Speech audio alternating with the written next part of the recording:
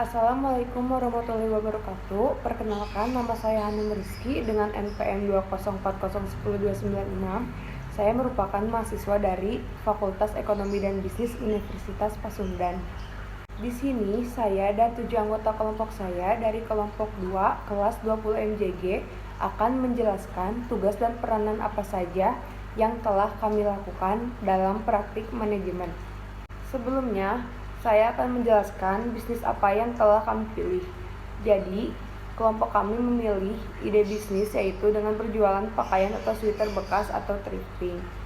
Dan alasan kenapa kami memilih bisnis tersebut karena memakai pakaian thrifting itu sedang diminati oleh kalangan anak muda dengan berbagai macam alasan. Dan alasan yang lainnya kenapa kita memilih bisnis tersebut karena dengan kita berjualan pakaian bekas itu dapat mengurangi sampah atau limbah agar tidak terlalu banyak dan harganya pun terjangkau jika kita ingin menjualnya kembali. Sekarang saya akan menjelaskan tugas dan peranan saya dalam kelompok.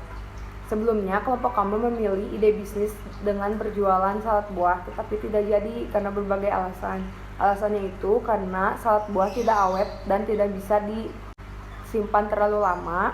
Target pemasarannya kecil karena tidak dapat dikirim ke luar kota. Tetapi waktu itu saya telah menemukan orang yang bisa membuat salad buah. Karena menurut saya untuk membuat makanan itu tidak mudah. Jadi perlu dibimbing oleh orang yang ahli di bidangnya.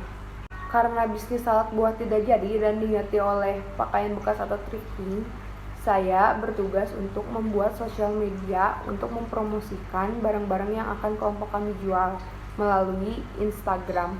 Peranan saya dalam kelompok yaitu saya membuat hasil laporan diskusi dari diskusi pertama sampai diskusi terakhir dalam berbentuk Word agar bisa dikirim ke e-learning. Assalamualaikum warahmatullahi wabarakatuh. Perkenalkan, nama saya Muhammad Faiz Ramadan dengan NPM 2040401039. Saya merupakan seorang mahasiswa dari jurusan manajemen Fakultas Ekonomi dan Bisnis Universitas Pasundan. Berbicara di sini dengan tujuan akan menyampaikan tugas dan peranan apa saja yang saya dapatkan dalam praktek manajemen. Sebelum saya berbicara mengenai tugas yang harus saya lakukan, saya akan memberitahu sedikit mengenai praktek manajemen yang kelompok kami lakukan. Dalam praktek manajemen ini, saya dan teman-teman akan memberikan edukasi dan pengetahuan mengenai bagaimana cara untuk menjadi seorang dropshipper. Setelah diskusi dengan semua anggota kelompok, saya menyarankan untuk berbisnis dropship thrift shop atau barang bekas. Thrift shop adalah jenis bisnis berupa jual beli produk fashion bekas. Umumnya yang diperjualbelikan bukan pakaian biasa, melainkan produk fashion impor, bekas, tapi bermerek, yang harganya mahal jika kondisinya baru. Dalam bisnis thrift shop, berbagai macam produk dapat diperjualbelikan, seperti pakaian bekas, celana bekas, topi bekas, hingga sepatu bekas. Tapi produk yang saya sarankan adalah sweater.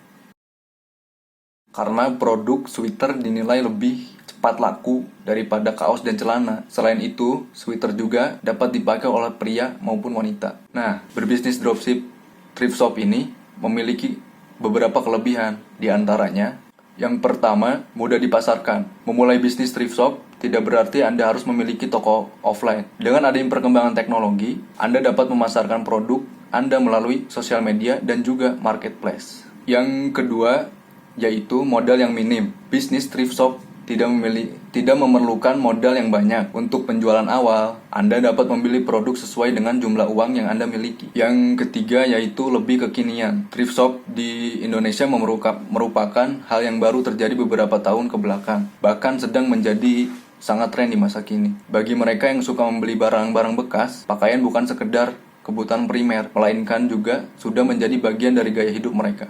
Yang terakhir dari kelebihan dropship thrift shop adalah lokasi dan jam kerja fleksibel. Keuntungan lainnya ada pada bagian lokasi dan jam kerja. Menjadi dropshipper cukup menyenangkan karena pekerjaan ini sangatlah fleksibel. Bahkan tidak menutup kemungkinan bahwa dropship ini hanya dijadikan pekerjaan sampingan, sehingga mendapat pemasukan tambahan. Nah, sayangnya di samping berbagai kelebihannya, dropship thrift shop juga memiliki berbagai kekurangan. Di antaranya, yang pertama, laba lebih sedikit. Sistem dropship memanglah menawarkan banyak keuntungan, termasuk modal yang sedikit. Namun, laba yang bisa diambil dari penjualan pun tidak bisa terlalu tinggi. Hal ini disebabkan jika harga terlalu mahal, maka akan kalah bersaing dengan dropshipper yang lainnya, sehingga konsumen enggan membeli di tempat Anda. Nah, kekurangan yang kedua adalah tidak memiliki kontrol terhadap barang. Hal ini menyebabkan ketergantungan terhadap pemasok barang. Selain itu, konsistensi adanya barang atau tidak juga tidak bisa diatur sendiri. Dengan begitu, Anda harus selalu mengecek ketersediaan barang pada pihak supplier. Kesimpulannya, berdasarkan beberapa hasil riset saya, tadi jika dikondisikan dengan situasi yang seperti sekarang ini, saran saya akan menjadi saran yang paling cocok jika diterapkan ke dalam kegiatan kelompok kami ini. Sekian penjelasan kegiatan saya. Mohon maaf bila ada salah kata. Wassalamualaikum warahmatullahi wabarakatuh.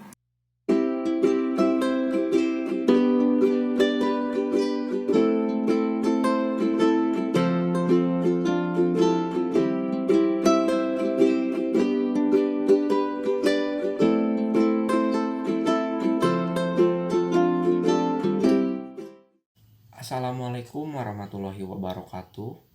Saya Muhammad Ihsan, NPM 204010335, jurusan Manajemen, Fakultas Ekonomi dan Bisnis, Universitas Pasundan Bandung.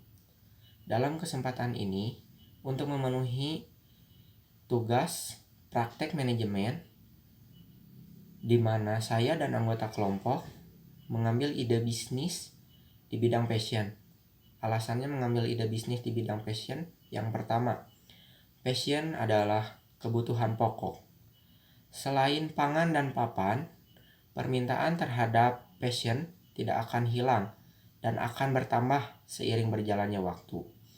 Yang kedua, passion merupakan gaya hidup. Passion dengan bentuk dan merek merupakan gaya hidup yang sudah melekat pada diri masyarakat, sehingga permintaan terhadap produk akan selalu ada. Yang ketiga, kreativitas. Kreativitas yang tidak habis-habisnya dalam membuat produk fashion seperti sweater, kaos, celana, sepatu, hijab, dan ikat pinggang akan membuat calon pelanggan tertarik untuk membeli. Untuk lebih jelasnya akan dijelaskan oleh teman saya. Terima kasih. Assalamualaikum warahmatullahi wabarakatuh. Perkenalkan, nama saya Boyka Babel Agusti, NPM 2040410333. Saya merupakan mahasiswa dari jurusan Manajemen Fakultas Ekonomi dan Bisnis Universitas Pasundan. Saya berbicara di sini dengan tujuan akan menyampaikan tugas dan peranan apa yang saya dapatkan dalam peranan manajemen. Dan di sini saya memberikan ide bisnis menjual pakaian atau sweater thrifting kepada kelompok saya untuk dijadikan ide bisnis dan tugasnya. Terima kasih. Sekian. Wassalamualaikum warahmatullahi wabarakatuh. Assalamualaikum warahmatullahi wabarakatuh. Perkenalkan, nama saya Noksuci Rahayu Khairunisa dengan NPM 2040101028. Saya merupakan mahasiswi jurusan Manajemen Fakultas Ekonomi dan Bisnis Universitas Pasundan. Saya berbicara di sini dengan tujuan untuk menyampaikan tugas yang saya dapatkan dalam praktek manajemen. Tugas saya di sini untuk memberikan ide bisnis dan menyarankan untuk menjual salad buah. Usaha tersebut sangat cocok di berbagai kalangan dan bahan-bahan yang digunakannya pun sangat sehat, karena mengandung berbagai vitamin dari buah-buahan yang kami pakai. Tapi sangat disayangkan, ide tersebut tidak disarankan, karena salad buah tidak bisa disimpan terlalu lama, dan juga sulit didistribusikan keluar kota, karena nanti buahnya tidak akan fresh lagi, sehingga target penjualannya pun hanya di wilayah terdekat saja.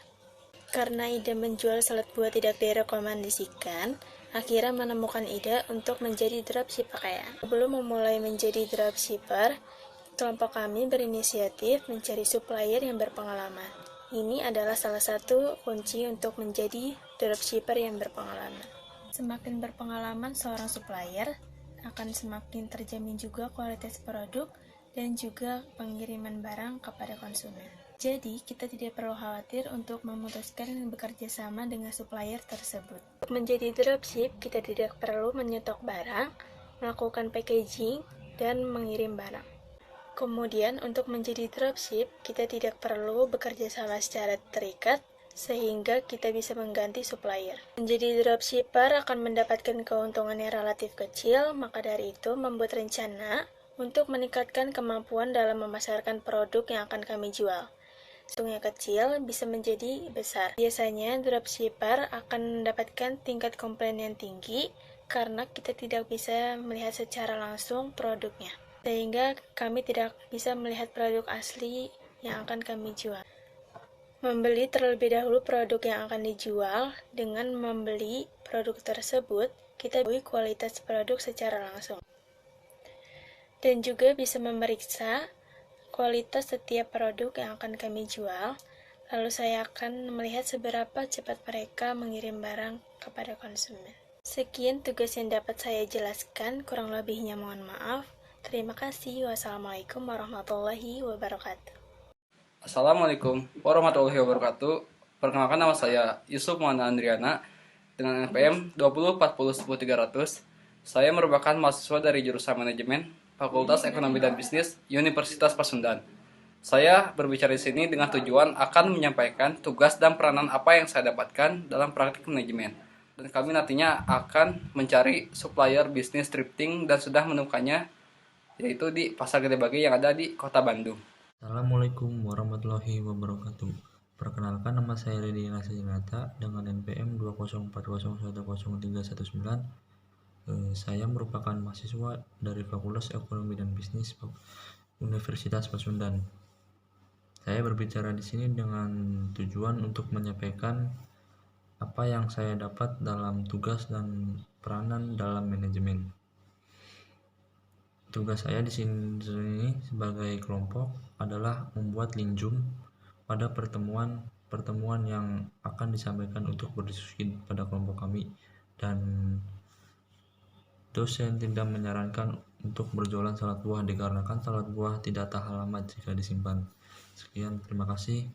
Wassalamualaikum warahmatullahi wabarakatuh.